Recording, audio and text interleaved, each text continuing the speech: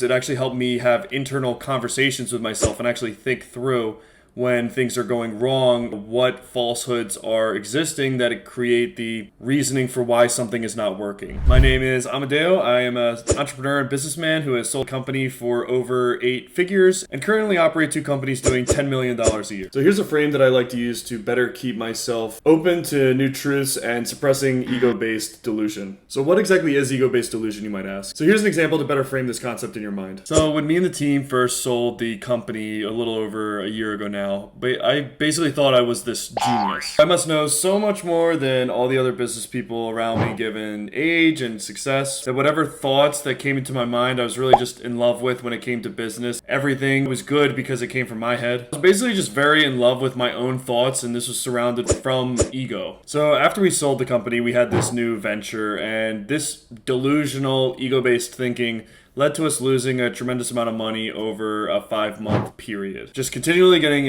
punched in the face over and over again until we finally inhaled the truth after enough punches in the face to actually create and pivot into a product that the market actually wanted. So this obviously led to the necessity to create a framework to minimize ego-based delusion. So now I try to think of a couple things to help me not manifest false realities through ego or ideology-based false realities. So frame 1 to prevent delusion. I try to remember and look back at myself 1, 3, 10 years ago and think of all of the truths that I was not operating at that time. So many things that seem obvious that you do now that you didn't do then. So these are things sort of healthier, thinking you're more attractive than you are, not working nearly hard enough, having a dirty house, not being courageous in the pursuit of what you want. So you can look back 2, 3 years ago and think, oh, I was this total fool for acting this specific way. But I think a better way to look at it with respect to that is thinking, okay, when I'm 3 years older from now or 5 years older than I am right now, I'll probably look at myself right now and think I'm missing so many truths that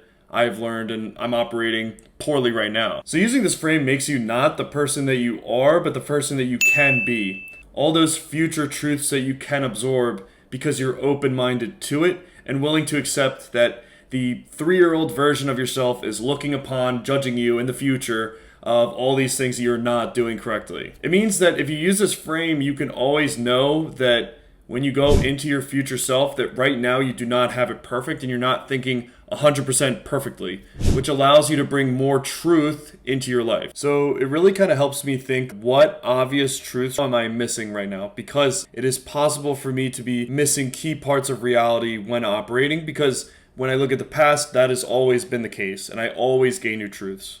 So the second frame that I like to use is, am I in love with my own thoughts? Or am I allowing ideas that have possessed me dictate my thinking into delusional reality? So this can be seen in the classic person who is taken over by political ideology, who will just never change their opinion in the face of new truths. Or the person who is successful in a certain arena for a long period of time and unwilling to change with new times in the face of new truths. So this is like a company that's not willing to change with new technological trends, or someone who has emails printed out or not using databases correctly that slows down their business, or someone who's not getting with the times with marketing, who's maybe spending a ton of money on not proper marketing when social media is picking up a ton and then other sources of media are going down tremendously, or even like a business that doesn't change their margin when the rest of the market is going down and they're losing business and they can't sustain their current business because they're not willing to change because this is the way it's always been. So for me, at one point, I was sort of obsessed with the new venture and the ideology of what I wanted it to be. And at one point, we had almost 110 employees in the new venture,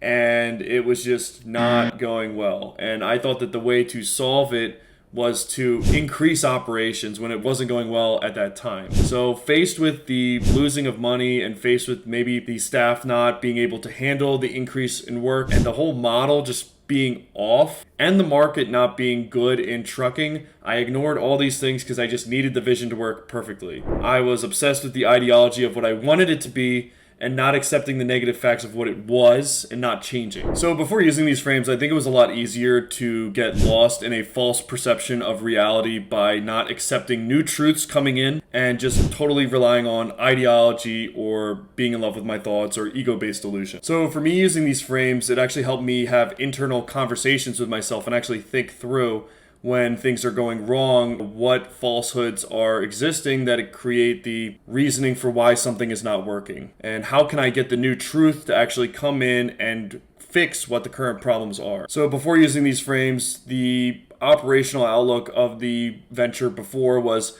let's pour more gasoline on the fire that's currently not working, rather than how can we get a new fire that actually works and can sustain for a long time. And in actually utilizing these strategies and ways of thinking to allow new truths to come in and allow ourselves to actually change, we were able to take a company that was losing money and now be at a place where we are making very good money. So quick recap over the 2 points is basically just making sure, am I not possessed by an ideology? Am I in love with my own thoughts? Or realizing that through time I've always gained new truths, so whatever I am currently, things will improve or things will change. If you guys found any of that helpful, let me know. Comment below if you have any points of your own, and like and subscribe, and thanks so much for listening.